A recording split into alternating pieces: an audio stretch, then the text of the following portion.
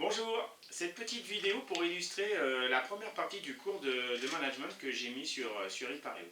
Ce cours de management, il arrive dans la deuxième phase du MIL, puisque nous avons validé une première partie sur le mondial des métiers et nous allons valider une deuxième partie sur la fin d'année. Pour cela, il faut d'abord qu'on voit ensemble le cours. Donc la première partie de ce cours, c'est le management et on va dire toute la partie motivation dans le cadre du management. Comme vous avez pu le constater, dans la première partie du cours, on commence par donner une définition du management, ainsi que des domaines d'activité dans lesquels le management a lieu.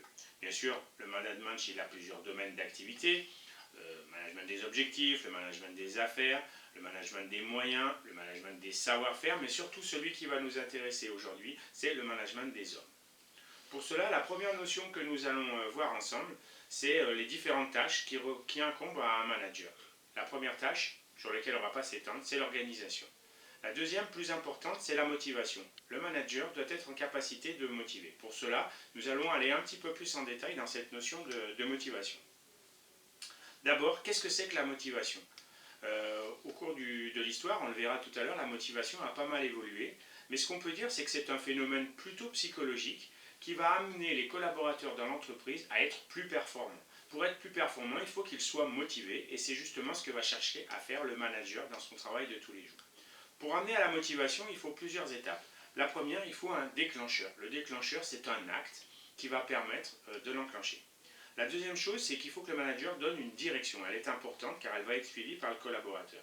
Et puis, il faut que le collaborateur soit en capacité d'avoir de l'intensité dans ses efforts et en même temps de la continuité par rapport à cet effort. Ça, c'est très important. En termes de vocabulaire, dans le management, on va différencier ce qu'on appelle l'efficacité, c'est-à-dire le fait que l'entreprise atteigne ses objectifs, et puis l'efficience, qui est, on va dire, la faculté d'améliorer le rendement, d'être plus performant, finalement, d'améliorer ce que l'on appelle la productivité. Si on s'intéresse à la motivation, on peut aussi s'intéresser à la démotivation. C'est la deuxième partie. La démotivation, c'est quoi ? C'est quand le collaborateur, quand les salariés ne sont plus motivés. Et ça va avoir des conséquences, bien sûr, sur la qualité du travail, mais ça va avoir aussi des conséquences sur des indicateurs, tels que le taux d'absentéisme dans l'entreprise, et un autre élément qui est très important, qu'on appelle en anglais le turnover. Qu'est-ce que c'est que le turnover ? Eh bien, c'est le fait que des gens vont quitter l'entreprise et qu'il va falloir renouveler ces personnes. Bien sûr, qui dit renouvellement dit reformation, remise à niveau, perte de temps, perte d'argent. Donc pour l'entreprise, pour le manager, le turnover est quelque chose de très négatif. Je vous ai parlé tout à l'heure de la motivation tout au long de l'histoire, comment elle s'est gérée dans les entreprises. La première personne qui intervient, je dirais, sur la notion de motivation, eh bien, c'est bien sûr Taylor. Taylor est le fameux taylorisme qui, entre les années 1900 et les années 1950, va imposer aux entreprises finalement un modèle qui est celui de la productivité. Finalement, qu'est-ce qu'il dit Taylor ? Il dit qu'un collaborateur, un salarié, un ouvrier est plus performant lorsque dans un temps donné, on va le motiver avec des primes et son rendement va s'en améliorer. Vous avez tous vu ça, c'est sur une chaîne de production, on prend un chronomètre et on va regarder combien de pièces sont fabriquées à la minute, à l'heure, et on va payer ce collaborateur, on va payer ce salarié en fonction de son rendement. La deuxième théorie, c'est celle des relations humaines. À partir des années 50 jusqu'aux années 80, une nouvelle tendance va apparaître. C'est Mayo qui va être le premier dans les années 30 à parler finalement de faire un parallèle entre le rendement et les conditions de travail. On commence à s'apercevoir que lorsque la température est bonne dans un atelier, lorsqu'on n'est pas dans la promiscuité, lorsqu'on fait des pauses, lorsque l'ambiance, le cadre social est meilleur, eh bien l'ouvrier, le salarié, a des meilleures performances et améliore.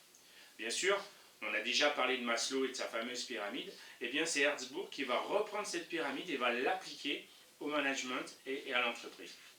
Finalement, ce qu'il va essayer de mettre en place, c'est que l'enrichissement des tâches, plus le travail est sympa pour le salarié, et plus il va le faire dans de bonnes conditions. La troisième phase apparaît dans les années 80 avec ce que l'on appelle le management participatif. Il vient sans doute, on va dire, de la modernité des États-Unis. Et ce qu'on va rechercher dans ce management participatif, c'est plus d'autonomie, plus de communication, plus de prise en compte de l'avis du collaborateur. Ça va vraiment changer la donne et dans le cadre des ressources humaines, ça va être quelque chose d'assez nouveau. Et puis malheureusement, dans les années 90, c'est la crise de l'emploi qui va avoir des conséquences importantes sur les salariés, puisque l'entreprise reprend le beau rôle, j'aurais tendance à dire, puisque eh bien, pour un même poste, elle peut trouver plusieurs personnes sur le marché de l'emploi. Donc elle va remettre un peu la pression sur les salariés, et ça, en termes de management, ça va changer pas mal de choses. Il faut qu'on dise un petit mot ensuite sur la théorie de Vroom. C'est vrai que ça a un nom un peu bizarre, mais c'est un monsieur, il s'appelle Victor Vroom, et lui, il va mettre en place une théorie qui est assez simple, et qui dit que finalement, c'est très mathématique la motivation. Il suffit de multiplier l'instrumentalité par la valence et l'expectation. Alors, qu'est-ce que c'est que tout ça? L'instrumentalisation, c'est la récompense de l'effort. Si on n'est pas récompensé lorsqu'on fait un effort, on n'a pas de motivation.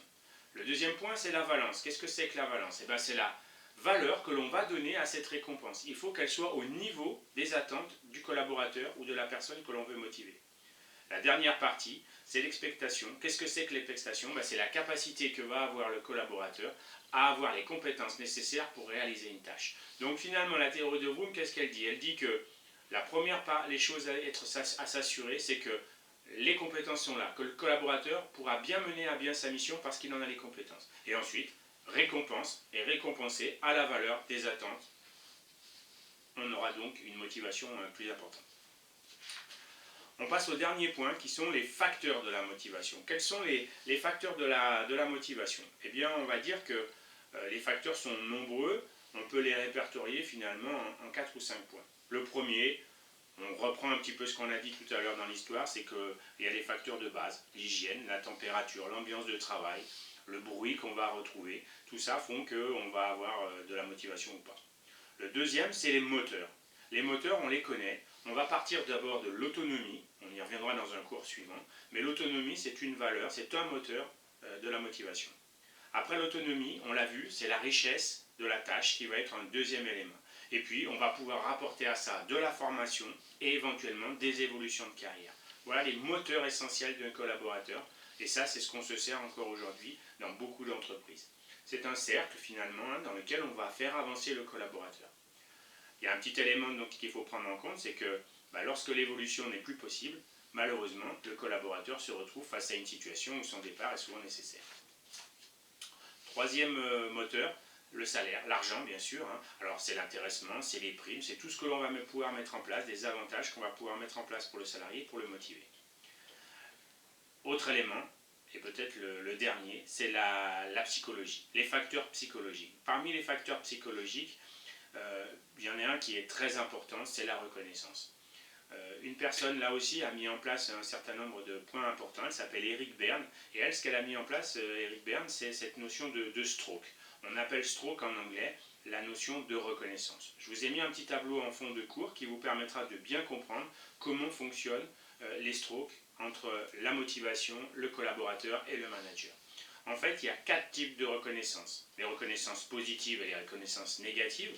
Jusque-là, c'est très simple. C'est la félicitation ou la réprimande.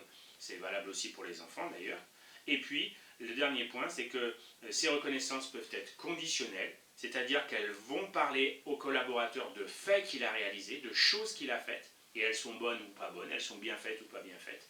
Et elles peuvent être également inconditionnelles, c'est-à-dire que là, on rentre dans le subjectif, puisqu'on va parler du collaborateur en tant que ce qu'il est, c'est-à-dire sa personnalité, plus que ses faits qu'il peut mettre en place.